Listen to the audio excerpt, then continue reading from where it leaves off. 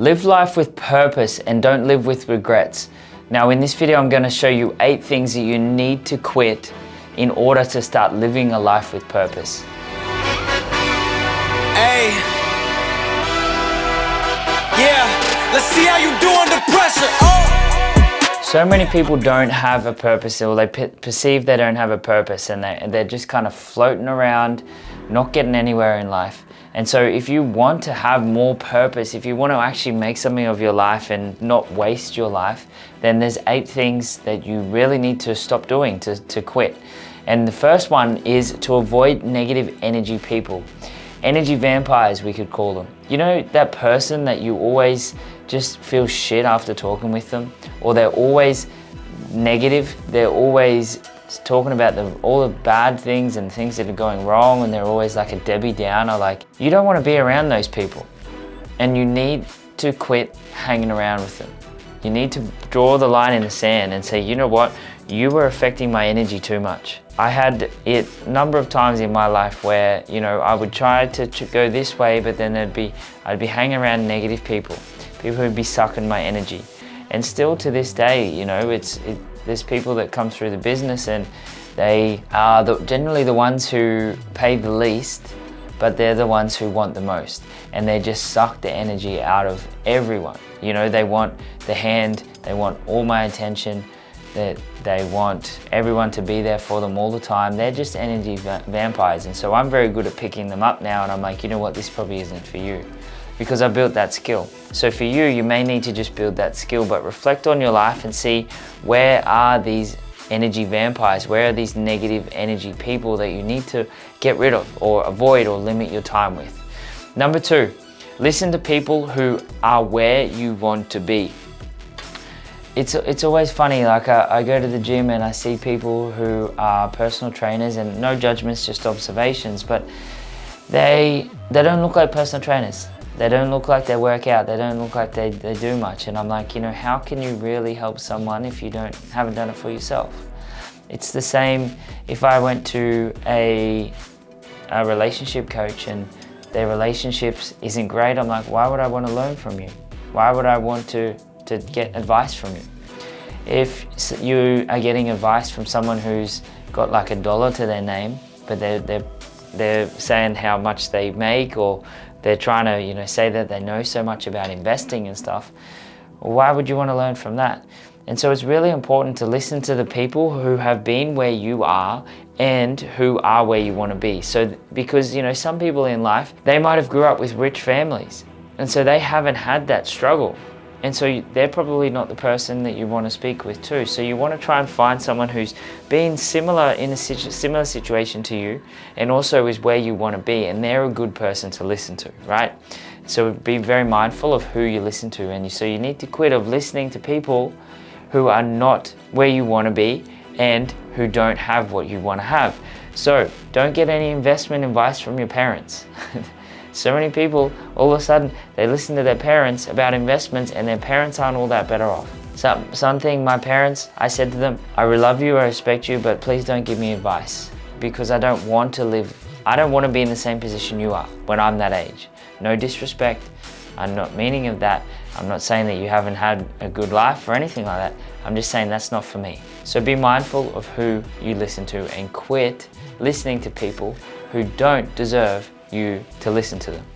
Super important, if you're watching this video right now and you're like, this seems like a lot of work, it seems hard, I'm not built like this. Bullshit, that's just a bullshit story you're telling yourself. You've got to train. You can either train or you can play, and there's no in between. Now, we train men like you every single day. Men who want to take their life to the next level, men who want to recreate themselves, men who want to step up as the leader of their family, of their businesses, of their communities, of their companies. And so if you resonate with any of this, down below what you're going to see is a description of this YouTube video, and inside of that there's going to be a link. Click on that link, enter your name, enter your phone number, enter your email address, and my team will personally reach out to you, showing you the 4 steps and the 4 stages that can help you get to where you want to be. So if you're serious about recreating your life, if you're serious about stepping up into the man that you know that you can be, managing your life, managing everyone else's life because you manage your own, then let's do it. I'd love to see you on the inside. Number 3, take full ownership for your life. Responsibility is power. If you don't take responsibility for your life, no one else will. This is the thing. You know, you see it all the time with the victim mentality. People aren't the victim, but they're playing the role of the victim. They're not taking responsibility and they want to push the blame. And I get it. It's like, you know, this is just the world that we live in.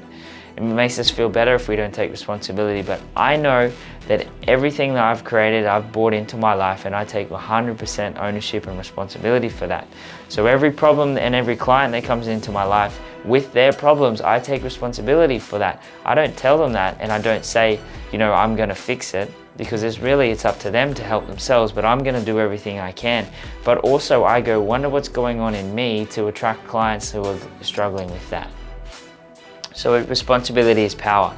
So you need to quit blaming, being a victim, playing the role of a victim, and thinking that you have no control, because ownership and responsibility is power. And as soon as you take that, then you literally have control of everything. You understand that you can create your life and you can create your destiny and your reality.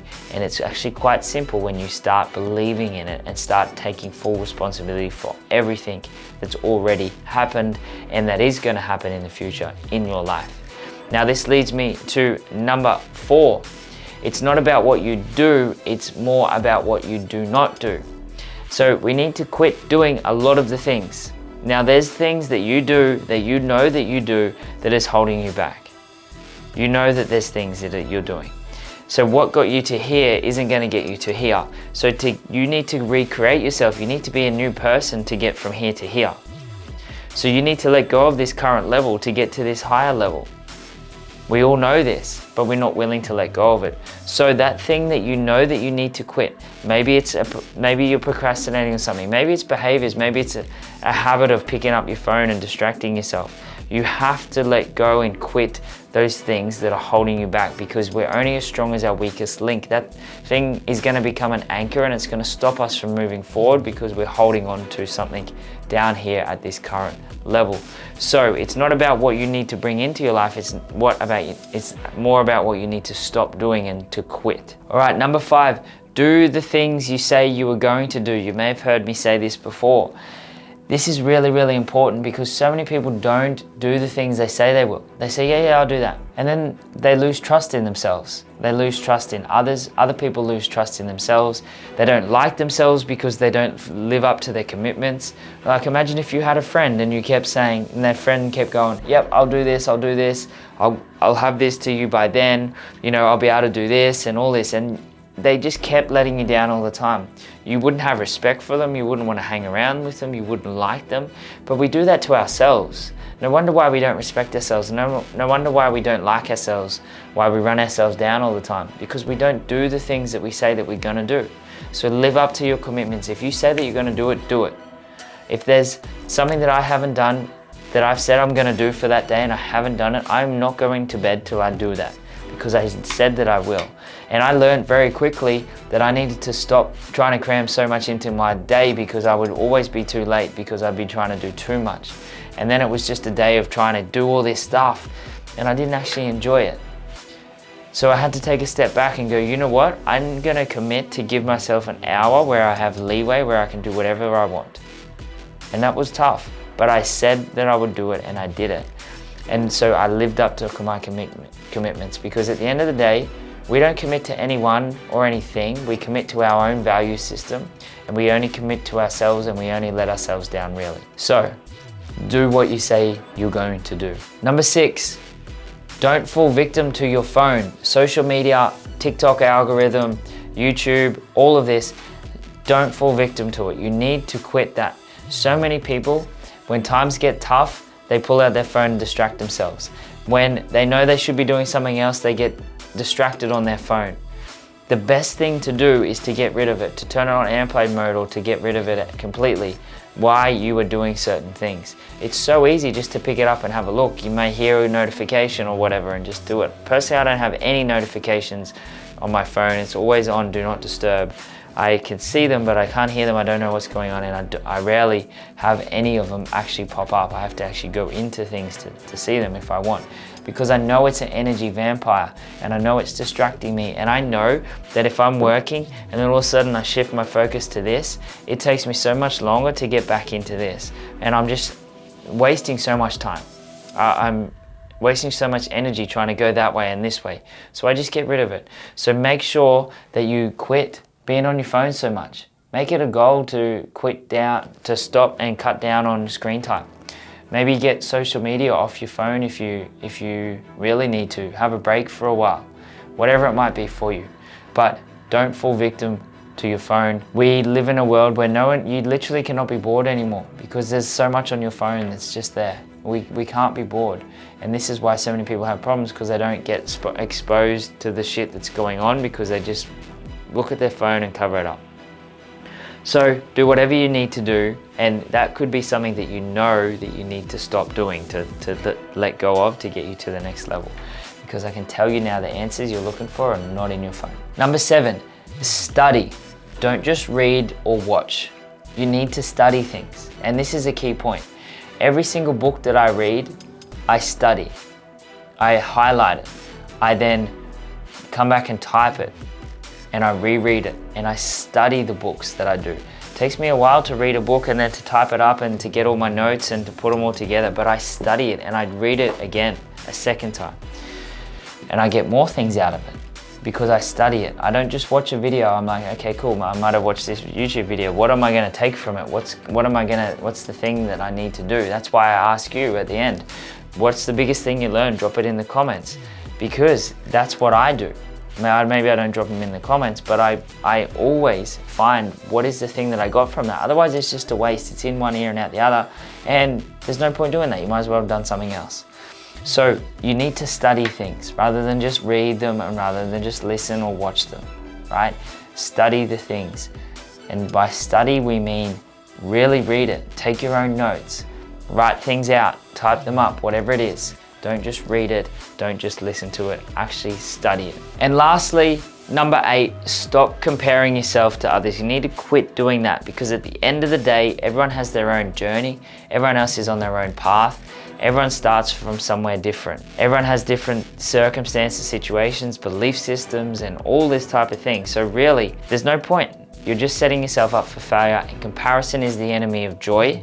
So if you're comparing yourself to someone else, then you're at the opposite of joy. And what is that? Unhappiness. You don't want to be unhappy, but you're comparing yourself. So stop comparing yourself. The only person maybe you should compare yourself with is who you were yesterday. But even then, I would be like, just be better. Simple. Just be better. Look at yourself in the mirror every single day. Today, I'm going to be better than I was yesterday. And don't worry about what everyone else is doing, because then you're going to get caught up in that, and it's going to fuel this procrastination and this not good enough and this laziness and all the stuff that's going on inside of you, because you look at that person, I can never do that. And then you're going to be running yourself down, and you're not going to get anywhere. So stop comparing yourself. What you do instead is use it for inspiration, and don't envy that person. Be like, wonder what they did to get there. What are they doing that I'm not doing? And use that as a sense to help you move forward with your life, rather than comparing and make yourself feel down. So as I said, on this video, I expect there should be a lot of comments. Study it. Take away. What is the biggest thing that you took away from this? Which one of the 8 things must you quit? Drop in the comments. What are you committing to changing? What are you committing to stop doing, to let go of, to quitting? And don't forget to like, subscribe, share this with anyone you think may benefit from this, and I look forward to seeing you on the next one. You made it to the end of the video, and you are one of the top 1%ers who get to this point. Now, if you're sick and tired of not growing to the level that you want, if you're sick and tired of being the same spot that you were 12 months ago, if you're like, you know what, I've got so much more to offer, but I don't really know how to get there, then if that is you, down below, book in your call with one of my team. Just enter your phone, enter your email, and enter your number. And hey, look, we can't reach you if you enter details that are wrong. So enter your right details, we'll be able to reach out to you. We'll show you the 4 stages that we take men through that's gonna completely rip you out of your current situation and push you in a new direction that where you want to go. I will push you as hard as I can to get that outcome for you, because I know how much the life is good on the other side of it when we get out of the shit, when we get onto where we want to go. So click the button and I'll see you on the other side.